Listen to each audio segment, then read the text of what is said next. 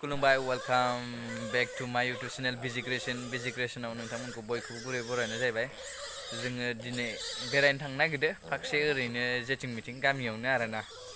नायलांदो दिनैनि ब्लगखौ नोंथांमोना मोजां मोनोब्ला लाइक खालामदो शेयार खालामदो लोगोफोरजों। ओमफ्राय आरो जुदि नोंथाङा आंनि चेनेलखौ दासिमबो साबस्क्राइब खालामाखै अब्ला साबस्क्राइब खालामनानै हो अननानै, ओमफ्राय बेल आइकनखौ थुनानै हो, अल खालामनानै दोन। गासिबो भिडिअनि नटिफिकेसना नोंथांनियाव मोनहैगोन। स' नोंथांमोना नायलांबाय था, बरसायाव अमा नायगासिनो नुफेराना गामियाव, आनैमोननि गामियाव नायबाय अमाखौ एसे, अमा फिसा फिसा।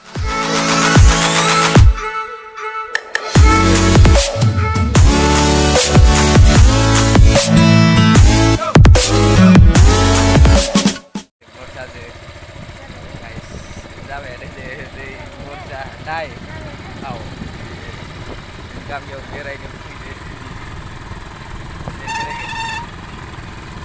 बरसाया गामि नुफेराखैनो, जों गामि फैदो। ए मोसौआ दैमा जिं दैमाया दैयाव दैमा जिं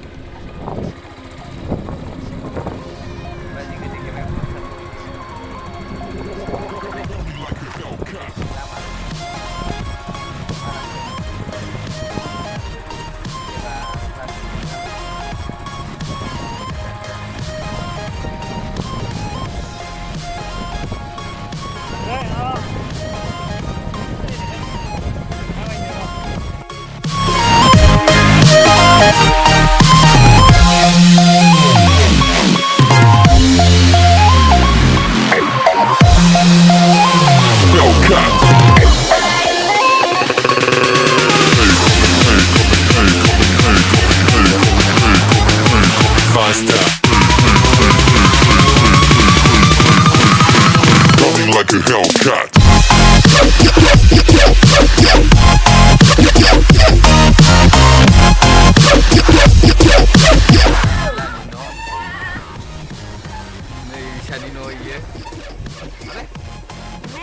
Isanau fैदो जोङो दा गय जानोसै इसानाव आरोना, गया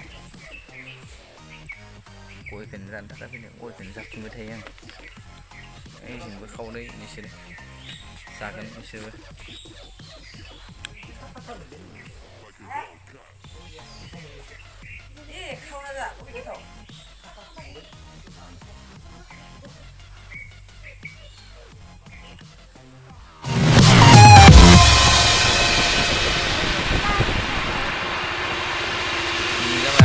Adeilani no, Adeilani no.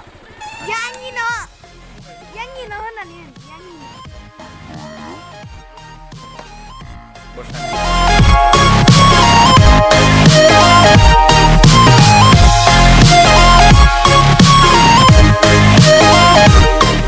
दा थांनो नागिरदों बै दाबसे गामियाव मासुरि होनो, सुरुमानि खुरान गोलैयो ओरैनो मासुरि होनना मिथियो आरोना।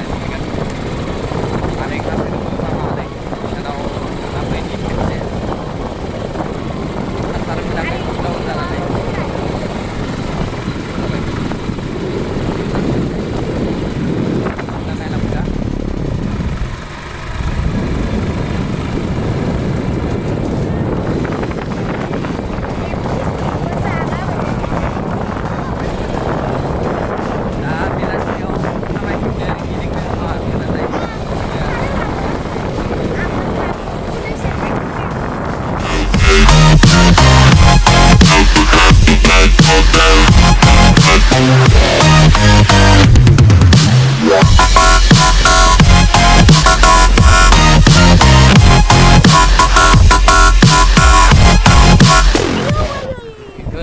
रामनि बारियाव जानला मोनला मोनाबाथाय फैनो हाया, हारसिं हाला एसे सिगिला सिगिलि जायो। लामाया एसे कन्डिसनाव गया।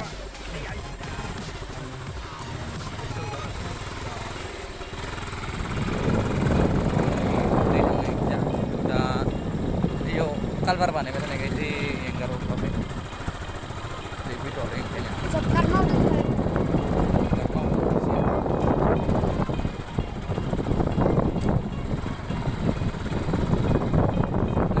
स्टार्ट सुरुमानिखौ मासुरि होनो, बिथिंजा थांबा सक मोनो मोनसे, ओमफ्राय हिनजाव मानसिफोर थांनायखौ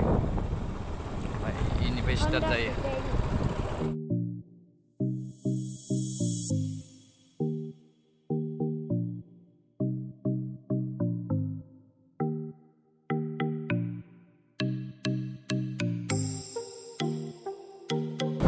जोंहा हाबो मोनसे गैजा थांबाथाय ओरै थांनाय मेइन रड ओमफ्राय खिसा आनैलानि हाबनाय लामा नै बेनो आनैलानि नै सानावनो आलासि जानो फैदो जोङो अमा बायनो फैदो जोङो अमा आदार होदो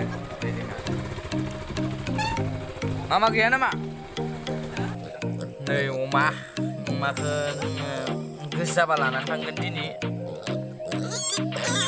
गाबोन जों गामियाव अमा फिसिनो मोना इसोरनि गामियाव फिसिनो मोनो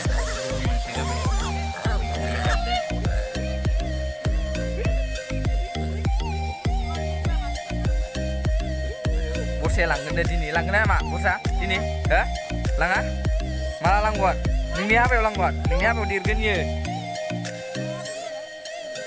लोगोफोर जोङो दा न' फारसे गिदिंफिनबाय जेनबाय नै मालाय न'आ इनोमोन ओमफ्राय सानिफ्राय गिदिंफिनबाय जोङो दा न'आव थांसै ब्लगखौ दिनै बेखिनियावनो फोजोबनो सानबाय